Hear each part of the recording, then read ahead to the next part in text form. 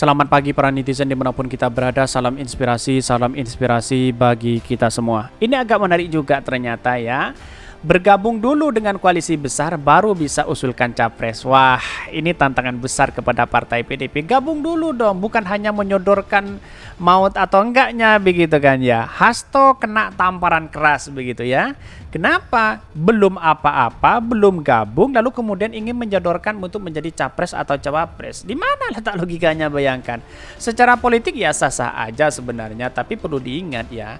Catatan demokrasi kita ya, bentuk koalisi di situ siapa yang akan mau diusung kan begitu, dengan kesepakatan besar begitu ya. Kalau memang Puan Maharani maju di situ silahkan begitu. Apakah yang lain mau? Kan itu yang menjadi pertanyaan begitu kan. Dan bahkan ini menurut saya pribadi tersandra begitu. Ada ketakutan besar begitu ya.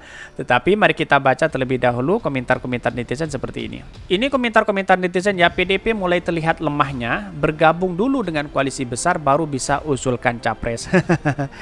Ternyata kalau ditinggal sendirian gitu mereka ketimpangan juga ya ini. Tapi kan bisa ya bilang bisa mengajukan calon sendiri tanpa harus bergabung dengan siapapun. Kenapa harus panik sih?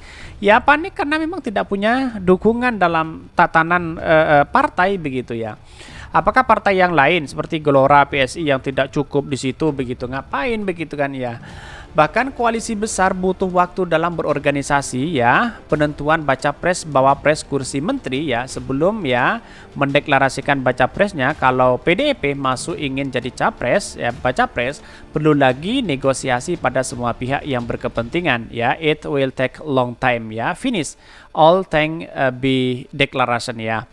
Saya tak pernah simpati pada PDP, tapi tak pernah berharap PDP Perjuangan jadi lemah ya, karena bandul demokrasi akan berimbang bila tidak ada kekuatan politik yang terlalu dominan ya, dan itu tak pernah difikirkan Gerindra dan Prabowo ya, seolah-olah menjadi oposisi tak berharga. Betul sekali begitu kan. Posisi yang paling berharga dan kuat di tangan masyarakat itu adalah PKS. Dia sejajar kalau di oposisi tidak menerima apa-apa dan immingan apa-apa begitu ya. Bahkan PDP baru menyadari kesalahan, yakni kaku dan terkesan maaf egois, sehingga dia tinggal mitra koalisi ya. Haha, itu orang yang ngaku pejabat saja sampai dibuat bingung sama ketumnya ya, yang ibu-ibu dijalankan apabila pelaku kan kiri belok kanan. Tapi sekarang realistis ya, permintaan PDIP ya, kalau nggak dapat posisi presiden ya baiknya maju sendiri sih ya. Siapa yang mau dimajukan? Pak Ganjar atau atau Bu Mega atau dengan Puan ya, bisa saja di situ begitu.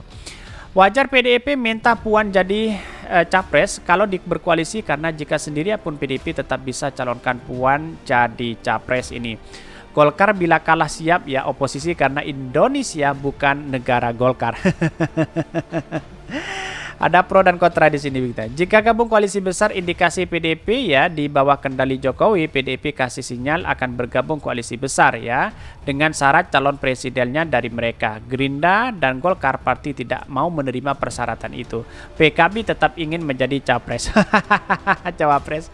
Ya bisa saja begitu kan ya. PKB kan bagi saya sebenarnya perlu diperhitungkan juga begitu, tapi perlu diingat bahwa ya kasus durian itu semakin diungkit akhirnya mau tidak mau apa yang terjadi selama ini ya juga getar-getir begitu kan ya, getar-getirnya di situ begitu.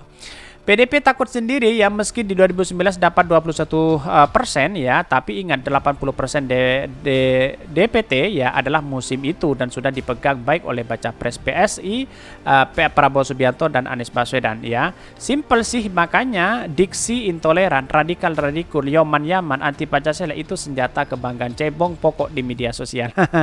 Tetapi mari kita baca terlebih dahulu beritanya seperti ini. Ini beritanya, bergabung dulu dengan koalisi besar baru bisa usul capres. Wah, ini agak menarik begitu kan. Dikutip dari Fusilat News ya. Partai Demokrasi Indonesia Perjuangan ya harus bergabung dulu dengan koalisi besar ya, baru membuat usulan tentang bakal calon presiden yang akan diusung. Dinamika pencapresan bisa dibahas secara bersama dalam koalisi besar. Ketua DPP Partai Golkar, Davi Laksono, menyarankan PDP bergabung dengan koalisi besar terlebih dahulu. Sebaiknya bergabung dulu baru kita sama-sama formulasikan mengenai pencapresan, kata Deva kepada wartawan. Bahkan dia mengatakan koalisi besar merupakan penggabungan koalisi Indonesia Bersatu KIB ya, bentukan Golkar, PAN, P3 dan koalisi Penggaitan Indonesia Raya atau KKIR bentukan Gerindra PKB. Sedangkan PDIP ya tertarik untuk bergabung KIB dan KIR dengan syarat capresnya merupakan kader internal PDIP. Belum apa-apa sudah minta capres begitu ya. Menurut Davi, koalisi besar merupakan koalisi yang diisi banyak partai politik yang sepakat bakal memutuskan sejumlah kebijakan strategis dan pentingnya ya nantinya jika terbentuk. Bahkan yang menurut Deva menilai bahwa pembentukan koalisi besar tidak mudah, butuh pemahaman bersama. Bahkan dia mengatakan ini kan penggabungan sejumlah partai yang sepakat untuk memutuskan kebijakan strategis yang amat besar dan penting. Ini bukan yang mudah dan butuh pemahaman yang sangat kompleks ya. Sebelumnya Ketua DPP PDIP Syed Abdullah mengatakan PDIP membuka peluang bergabung dengan koalisi besar yang bakal dibentuk oleh KIB dan KKIR ya. Syed menegaskan prinsip dasar PDIP dalam menghadapi Pilpres 2024 adalah gotong royong bersama kekuatan politik lainnya dalam membangun bangsa dan bernegara. Saya rasa kalau PDIP masuk di situ ya untuk menjadi wakilnya juga siapa begitu. Pak Erlangga ya untuk digadang-gadang menjadi calon presiden juga begitu ya. Bisa saja nanti bubar begitu ya. Tetapi perlu diingat kekuatan terbesar itu adalah di Prabowo begitu. Prabowo dengan Puan. Tetapi lantas bagaimana dengan Anies Baswedan? Anies Baswedan itu ya tahu triknya di mana nanti begitu kan ya, akan masuk ke sana ke sini, bisa jadi ya koalisi besar itu akan bubar begitu ya, karena melihat situasi dan perkembangannya tidak menentu hari ini. Atas dasar itu mungkin Pak Jokowi bingung mana yang harus kita ikuti begitu, sedangkan Pak Ganjar ya sudah terpojok di situ begitu kan. PDIP tidak bisa didikte oleh Pak Jokowi begitu ya.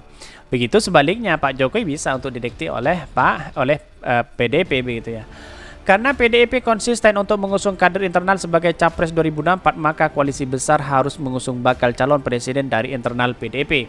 PDIP sejak awal memang akan bergotong royong bersama-sama dengan kekuatan lain untuk bekerja sama baik dengan Golkar, P3, PAN maupun Gerindra dan PKB, semua partai. Ujar Syed Abdullah Gabo gedung di DPR Kompleks Parlemen Senayan. Bahkan menurut Syed, tantangan ke depan ini tidak mudah karena perlu semangat gotong royong untuk mengatasinya. Koalisi besar akan memberikan dampak positif karena kekuatan politik bersama-sama mengambil langkah untuk mengatasi berbagai macam secara bersama dan gotong royong. Wah, ini sangat menarik begitu kan ya. Tetapi perlu diingat ya, akankah Gerindra mau ketika disodorkan itu? Dan dia sudah mengatakan ya, Agung Laksono kalau nggak salah begitu kan ya, Deva Laksono mengatakan bahwa ya gabung dulu di situ begitu kan ya. Jangan-jangan tiba-tiba menyodorkan cawapres, tiba-tiba ya tanpa berkomitmen di dalamnya tiba-tiba menyodorkan itu begitu kan ya. Tapi semuanya kan tergantung dari bisikan-bisikan Bu Mega kepada Pak Jokowi begitu kan ya. Kalau Pak Jokowi menginginkan Puan menjadi wakil atau menjadi wapres, Pak Prabowo harus mau di situ begitu. Kecuali bubar begitu ya. Semuanya bubar. Ini agak menarik begitu. Jadi artinya selama ini kalau kita melihat rentetan peristiwa-peristiwa seperti ini ya, koalisi besar itu akan lemah begitu karena punya kepentingan tersendiri di dalamnya. KIB aja masih belum jelas siapa presidennya, KIR masih belum jelas siapa calon wakil presidennya, sedangkan PDIP masih belum jelas siapa calon presidennya.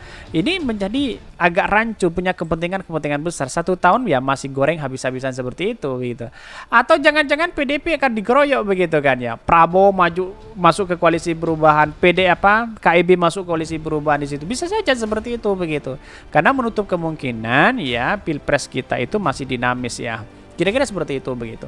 Mungkin itu yang kami sampaikan. Tonton terus channel Hodari Podcast Radio ini karena ada berita-berita menarik dan viral setiap harinya. Salam para netizen, salam inspirasi bagi kita semua. Jangan lupa di subscribe channel YouTube Hodari Podcast Rakyat ini.